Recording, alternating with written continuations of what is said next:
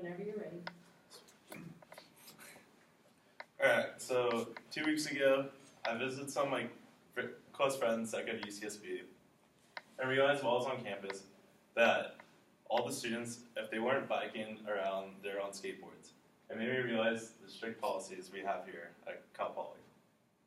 I never really noticed how weird it was too, because skateboarding has been a huge part of my life ever since I was a kid. My dad got me into it when I was about 4 years old. And the whole skate and surf culture in Ventura, my hometown, has always been sort of popularized. And now I know what you're probably thinking.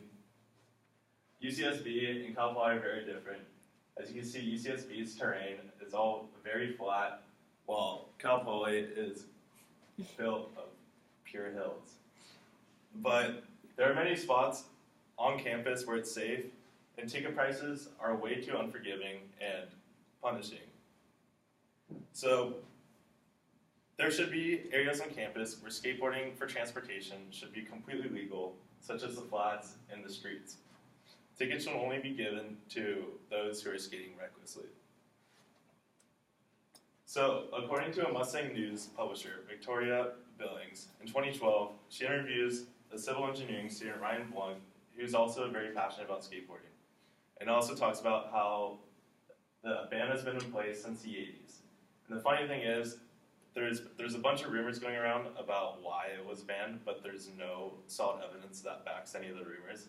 And some of the rumors include that a skater crashed into a star athlete at the school and caused serious injury. There's also another rumor that said a skater crashed into the dean of the school, and there's also another one that's a skater crashed into the dean's wife. But none of them are backed by any supporting evidence. All we know is that it's been banned since the 80s. So in the same article, UPD commander Lori Hashim of Cal Poly claimed that the ban is to protect pedestrians, like the students, more than property damage. And as right now, it's $138 fine for the first interaction. Of course, there's a warning, but the fee is quite ridiculous. And I have never gotten fined, but I have a decent amount of friends who have all gotten fined. And Tyler Byington was also another student who was interviewed in the article, and gives his opinion that he thinks that skateboards are just a newer form of transportation that has now become a battle of the generations. So if used purely for transportation, it should be completely legal. And hey, it even has some health benefits. So according to Stephen Werner in his article in A+, he points out that skateboarding burns calories, and it's pretty competitive with running. Not as many calories as running, but it's a good 3/4 of what running burns.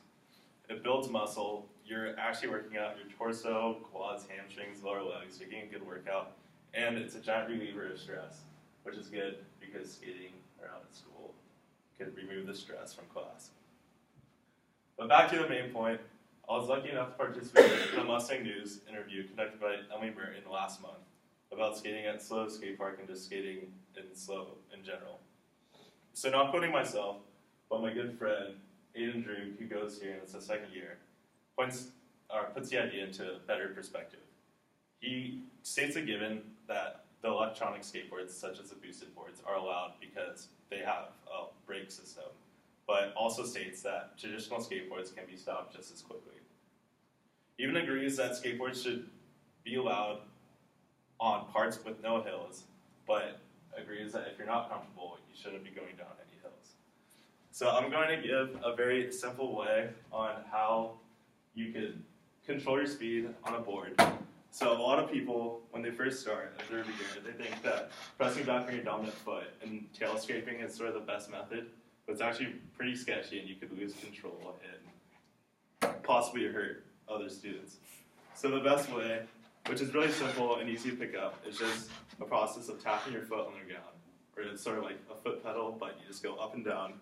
So going down a hill instead of pushing forward with momentum is a really easy way to control your speed. So besides that, the argument has been in place for a while, actually. So in 2009, there was another Mustang News article written by Matt Felton, which is titled, "Cal Poly is Too Harsh on Skateboarders."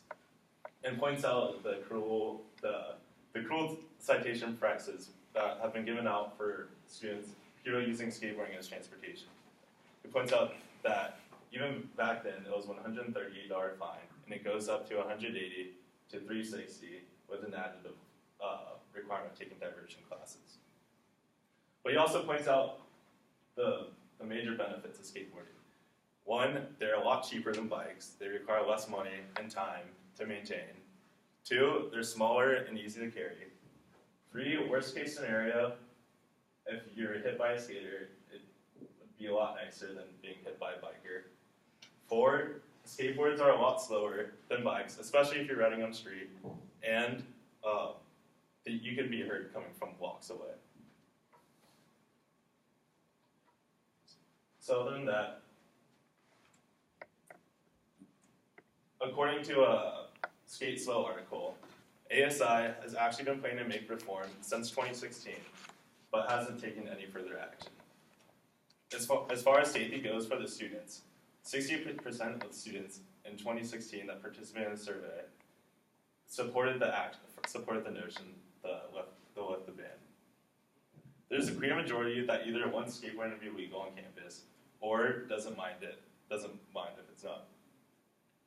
Besides regulation, a bunch of kids still skate around campus, including myself, and are able to get away with it. But a lot of kids don't, that are using for transportation, and it just shouldn't be like that. Even schools such as Oregon State University, with a little bit different terrain, encourages all students to skate in longboard around campus. And they even point out all the health benefits and how it's good economically and environmentally, as a lot of students don't have to drive to school. So, there's zero emissions form of transportation. But besides that, I think Cal Poly truly needs to reconsider the skateboarding policy here. And with the support of ASI, I think there could be real change. I'm not opposing a complete removal of the ban, because of course you're going to have your classic jerks on your boards who are just going to be skating recklessly and can really endanger the well-being of other students. But I do believe that the people that use skateboarding purely for transportation should not be fined and should be completely legal.